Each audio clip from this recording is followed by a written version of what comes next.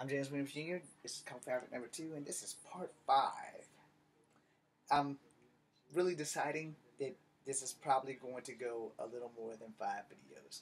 If at all possible, I will try to end this with 7 videos. The time is 2:16 p.m., and I'm going to make this video, it'll probably be the shortest of the series because of some fact that I need to get to a bus stop at a certain time to get certain children that don't belong to me off the goddamn bus. Got that? Good. So, as martial artists, as a vet, you have to learn that there are many things and tools in your arsenal that you have to understand. So, you want to know this ponytail and my samurai do. I'm growing it for a reason outside of my promise to my father. It makes a great weapon. Yes, I used to watch those little kung fu movies with the guy that played in Kill Bill. He was the old guy that taught her. He landed on a sword. I forgot his name at this moment, but he has some movies way back in the 70s and 80s where he had the ball nugget and the one little strap of hair. Well, back in ancient China, they was used as one little strap of hair as a weapon. So I forgot the thing, but it was like the one with the 100 and something steps, and out of 100 steps, I only took 99. I think the movie was called White Lotus. I'm not going to swear to it, but it's one of my favorite movies because every time he fought the guy beat his ass, and then he got taught by his girlfriend how to use sewing needles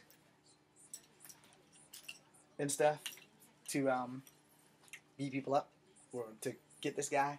And then at the end, he said, "You hit every single one of my super radio nerves, but you missed my most delicate one." He said, "No, I did not. It's in your left hand."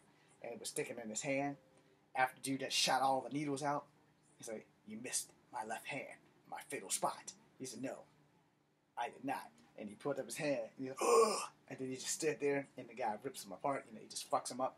So, it's a pretty good movie. I can't remember the name of it, but, we're going to go with saying it was the White Lotus, but it might not be the White Lotus. Just Google the guy. His name is Gordon Liu. Knew it would come to me. It just took a long time. So, just Google Gordon Liu. That'll solve that problem. Because, he made great movies. Great movies. And Shaw Brothers, Raymond Chow, if you need a martial artist of color, right here. I know they'll never see this video, but I just have to throw that in there. Subliminal messages work sometimes. But if you can't learn how to use what is around you in your environment, then you're going to be a very bad martial artist. Ninjutsu is the art of using your environment as well as invisibility. And I'm not going to pull no Ninjago stuff on you, but I'm going to tell you that, in truth, this is the principle of ninjutsu. From this fingertip to that fingertip. But you can't see these fingers because they're off frame. That better?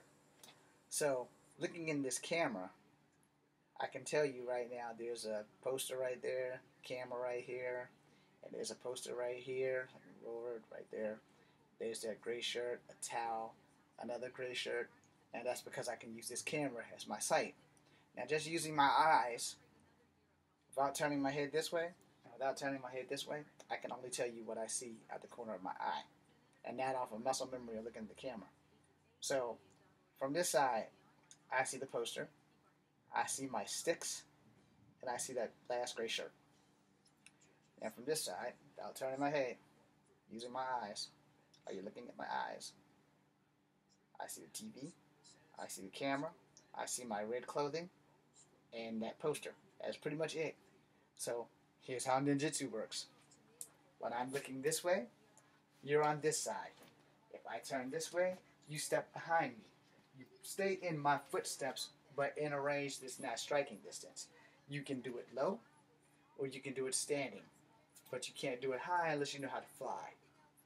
Also in ninjutsu, you need to understand, why do you not hear the ninja coming at nighttime? Well, the simple answer is that ninjas, hopefully you're a ninja that's not afraid of crickets, carry crickets in their pocket to mask the sound of their feet crushing the leaves. Because if you're overheard with crickets, you'll never hear them coming. Now, it has been said, I cannot prove it and I cannot disprove it, because, like I said, it has been said. I can't prove it or disprove it. Some ninjas carry frogs. I guess it depends on where they have to go on mission. Because if they have to go somewhere with swamps, Lots of frogs in the swamp. You know, so if you carry frogs and they're live frogs and they're croaking, and it's on one of those nights where like the frogs are out and they're croaking, you want to carry frogs so no one would know that it's a ninja. It would be a frog that's croaking. Now, most of these places are where the assassination party happens to be near watery places. Not like molts, but like in swamplands and shit like that. Yes, Asia has swamplands. I think there's not too many places that don't have a swamp somewhere. Maybe Africa. Maybe the Gobi Desert. But you have to carry the insect or the animal of its environment so that people who recognize those sounds don't recognize your sound. Some ninjas, depending also on where they have to go and assassinate people, have been known to roll in mud or fecal matter so that if you're going to kill someone that works in a slaughterhouse, they know what that smell smells like. So you want to mask your smell with that so that you can assassinate your target. Now, I know you're all thinking, but James, that sounds awful. A ninja has one code. Get the job done. That's pretty much it. Now, if you're a Ninja Turtle fan, I probably just ruined your fantasy, because I'm a Ninja Turtle fan too. If you're any kind of martial art fan, but haven't done extensive research on this, I probably just ruined your fantasy too. But if my job as a ninja is to assassinate you, and you live in a place where it stinks like hell, you're so used to that smell, you won't smell me coming. You also won't see me coming, and if I mask my footsteps with crickets, you won't hear me coming. So if you can't see me, you can't smell me, and you can't hear me, I'm pretty much halfway there. Now, some assassins, or ninjas, depending on what you want to call them, use poison. Now, it's a whole lot easier to poison you from the air vent than it is to poison you in your face. And also, if I'm a horrible ass ninja, like one of those guys who just can't do any of that shit, it's a whole lot easier to get there, drop the poison from the vents, like James Bond, where the lady got the poison that dripped down her that little string, and got the wrong person trying to get James Bond. It was a Sean Connery one.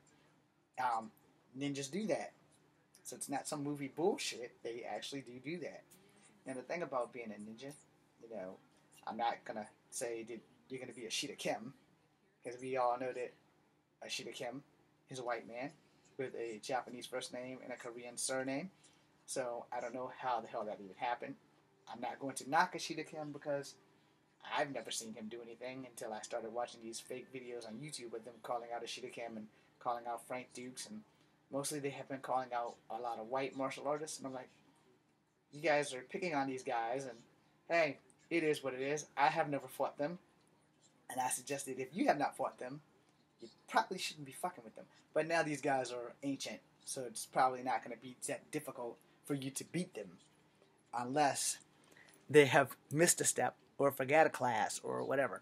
I'm going to tell you right now, Sammo Hung and Jackie Chan are pushing 60, if they're not 60 already. These guys still move like they're 20 years old. And Jet Li, he's 50. He's 54. Because I'm 44, and he's 10 years older than me. And he moves like he's 23. I don't think you guys really want to fuck with them. So, unless those guys really are fake, proof is in the pudding. And, a lot of people when they get old, and this specifically does not work for people of color, because we age very well. But a lot of people who get old, they forget to take care of themselves while they're young, and they do very, very harmful things to their body, like smoking and drinking, and it diminishes your life.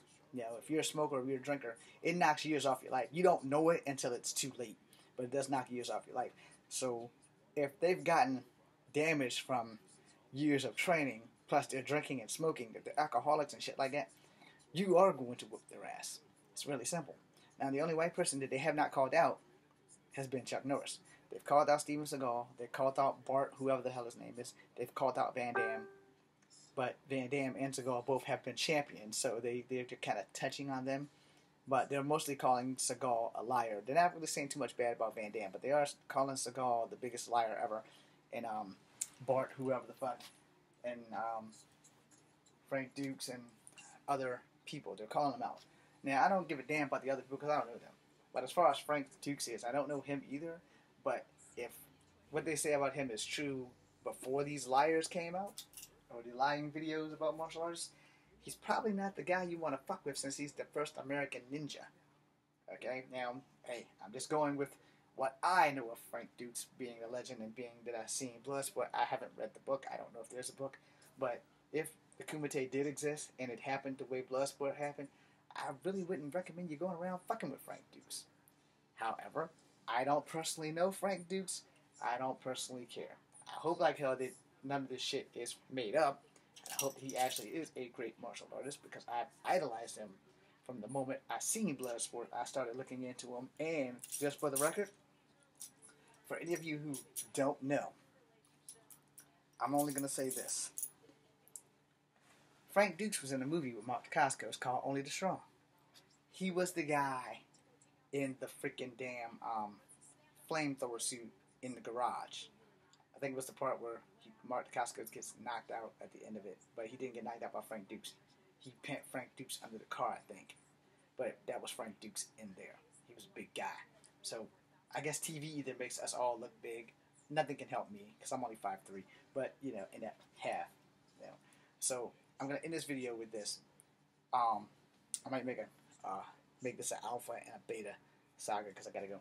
But when it comes down to the martial arts, you have to be very careful at who you're picking a fight with, because sooner or later, one of those guys just might show up at your house, and then we're gonna see if they catch you off guard. You probably should have been running your mouth. So I'm gonna go back into making more martial art videos like we're talking now. But right now I have to go to a bus stop to pick up a child. So I'll be seeing you. Kung Fu Habit number 2. Be seeing you.